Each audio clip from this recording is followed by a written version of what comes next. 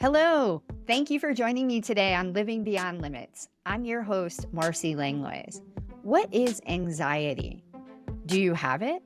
And if so, what can you do about it? This is a hot topic of discussion these days because it affects so many people around the world. And we're going to get to the bottom of what it is, what causes it, and 3 actionable steps that you can use today to start managing your anxiety. Believe it or not, most people don't know that they even have anxiety.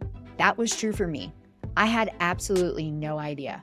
Today, we're going to walk through what anxiety looks like so that you can find out if these things relate to you and get relief if it has been part of your struggle. According to the World Health Organization, anxiety affects 1 out of 3 people worldwide. 1 out of 3. I mean, that's significant. It's so incredibly common, and people don't even realize that they have it. So, what is it then? The World Health Organization defines anxiety as excessive fear and worry with behavior disturbances. Can you relate to the worrying or experiencing a lot of fear about things that haven't come to pass or things that you can't control? I can. Let me tell you. From my very early years, I always had a fear that something bad was going to happen, just waiting for the other shoe to drop. There was no way that things could just be okay without something going sideways. No matter where I was, who I was with, or what I was doing, I always felt unsafe in the world and that things were doomed to blow up in some way. Can you relate at all to the thoughts of possible impending doom? Have you ever had the feeling of overwhelm that then makes you physically feel a churning in your stomach, taking really quick, short breaths instead of that nice deep breath? Or maybe you hold your breath altogether. How about a pounding heart, sweaty palms? These are things that I experience that indicate that my anxiety is in full swing. When anxiety came into my life, I had no idea what I was experiencing. While the thoughts and feelings have always plagued me from early childhood, the physical symptoms of anxiety showed up after I got sober. When it showed up, though, there was no way for me to deny that something was very wrong because the symptoms were just over the top, frankly. I thought I was losing my mind. It would come out of nowhere, and I could be anywhere at the time. Very inconvenient and incredibly unpredictable. So imagine this. I'd be sitting in a business meeting surrounded by a group of professionals or eating dinner with my family, maybe even. And bam, here it is, front and center. I would have this immediate feeling like I was going to die. I'd get tunnel vision. My stomach was churning. I'd start sweating and I felt like I couldn't breathe. I felt like I just needed to run, like get out of where I was immediately. This was happening to me upwards of 5 times per day after I got sober.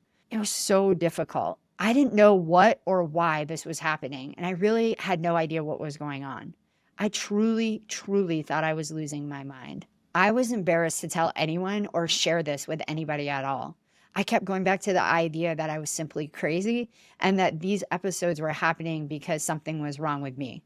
I fully believed if I could just figure out what was wrong with me, then everything would be fine and it would go away. That was not the truth at all. It just got worse.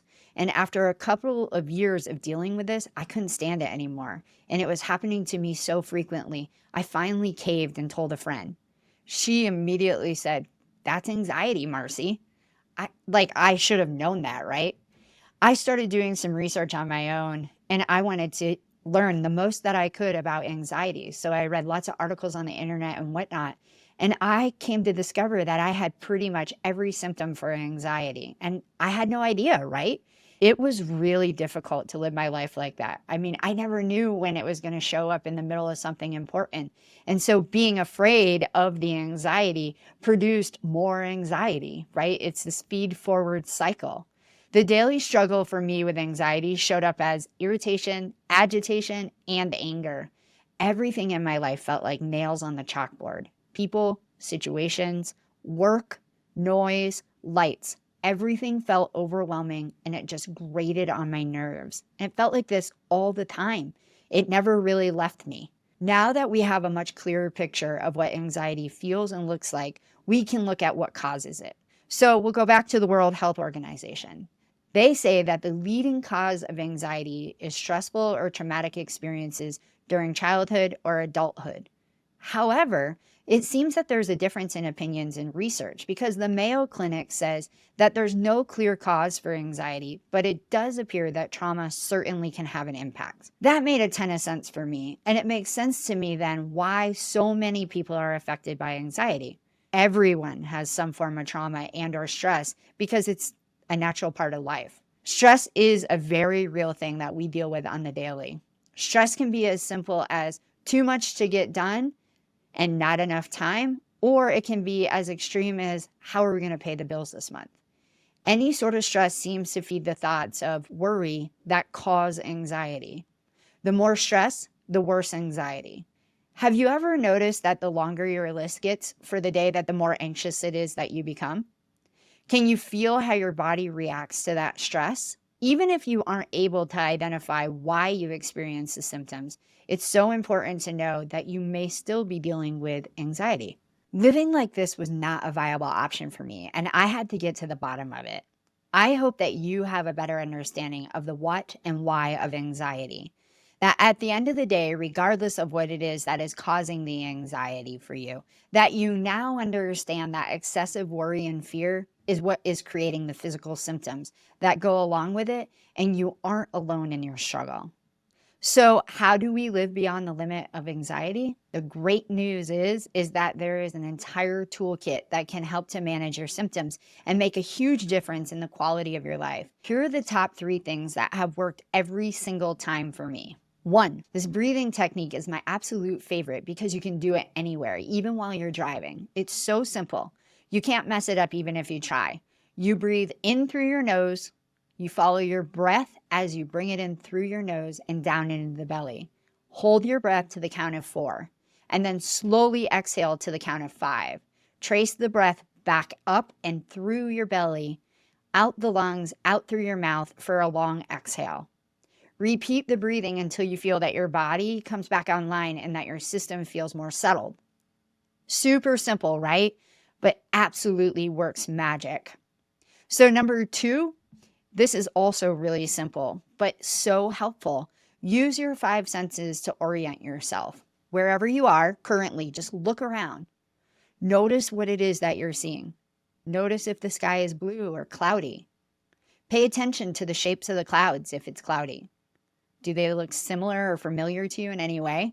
Notice the trees, or notice the city stoplights or the sidewalks, the cars and the people that are around you. Then move on to what it is you're hearing. Is there music on? If not, is music soothing? If so, turn it on. If it's quiet, notice that it's quiet. Is there a fan running? Pay attention to the noise that you hear around you. Then move on to feeling. And can you feel your butt on the chair you're sitting in? Feel your feet touching the floor. Feel your clothes as they rub up against your skin. And what do you smell? If you're inside or out, what do you smell?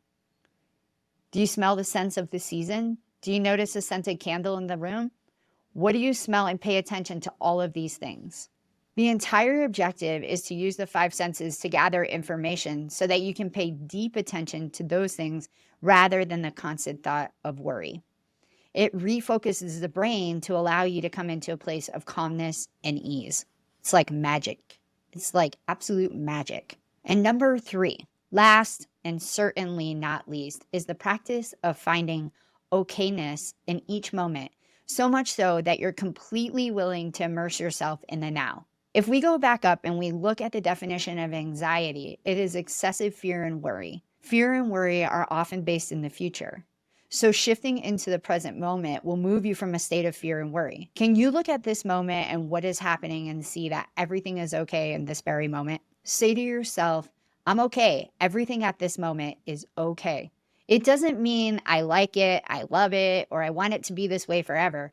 It's just that things are okay. It shifts you from that state of living in the future of fear and worry over things that you can't control back to this moment, which feels okay and relieves the anxiety. Every time you notice that the anxiety creeps back in, then notice what it is that you're thinking. Are you back in the future thoughts? And if so, then move your attention back to whatever it is that you're doing right now. If you're cooking dinner, then focus on cooking dinner. Chop the onion, put the onion in the frying pan. Notice that you're doing that. If you're out with friends or people that you love, then be fully present with them. And again, notice how wonderful this is and how everything feels okay. Living in the present moment takes a tremendous amount of effort, but staying committed is so worth it. It shifted the debilitating anxiety that I had to lots of days having no symptoms at all. I would love to hear from you about which one of these 3 tools is your favorite or most effective. Of course, this isn't a complete picture of anxiety, but the beginning of how to shift things in a positive way if you are indeed struggling.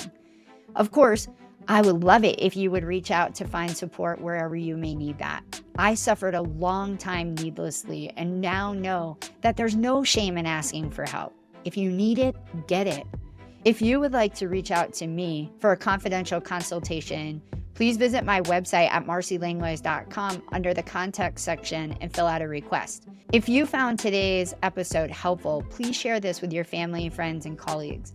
I would love it if we could connect on social media so that you can grab some tidbits in between my next episode. I'll be back next Thursday with the next episode, and until then, be aiming to live beyond your limits.